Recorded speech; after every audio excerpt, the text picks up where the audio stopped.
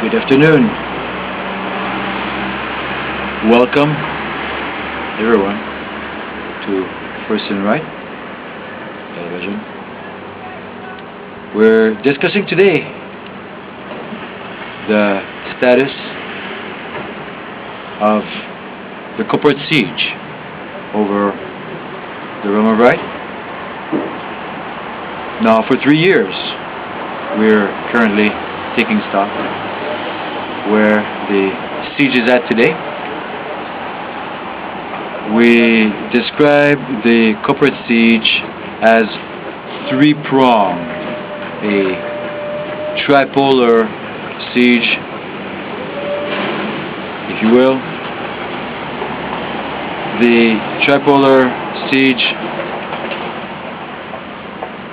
the first prong of the siege is the radical feminist cell of a newfie libertarian and her nurse heretic buddy.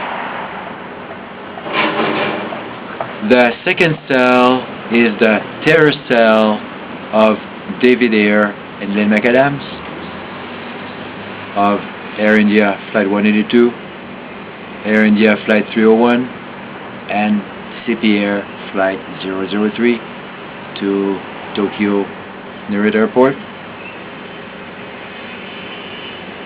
David Ayer, Lynn McAdams, forming the second cell of that corporate siege. The third cell of the siege is a lone operative,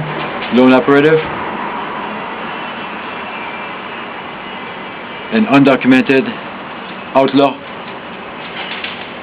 a queue jumper with a false refugee claim against the Canadian Treasury.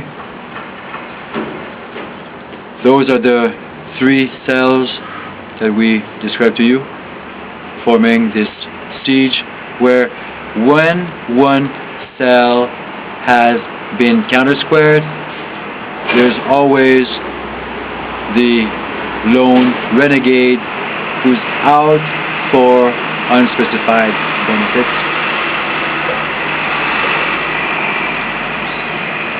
We are going to discuss right now the feminist stand against human rights involving a corporate siege.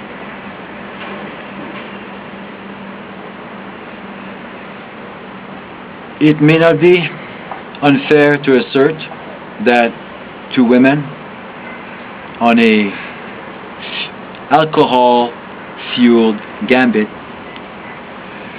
took upon their own to contradict this right of Constitution to impairment. Of those two, the newfie libertarian had caused $100,000 with damages before leaving town for a while to let this thing blow over. Then when she came back, she picked up from where she left off. This time, wasting $100,000 worth of training, that's nominal figure, order of magnitude, give or take. A nurse by the name of Verna Dudley needs to be placed under arrest. This nurse is alleged to have deliberately, intentionally misled the record for a material benefit. The material benefit proffered of a glass of wine, refillable. Glass of wine payoff is as old as the world. To wrongfully obtain a benefit from someone with whom we had a covenant, who had engaged as a nurse to first do no harm,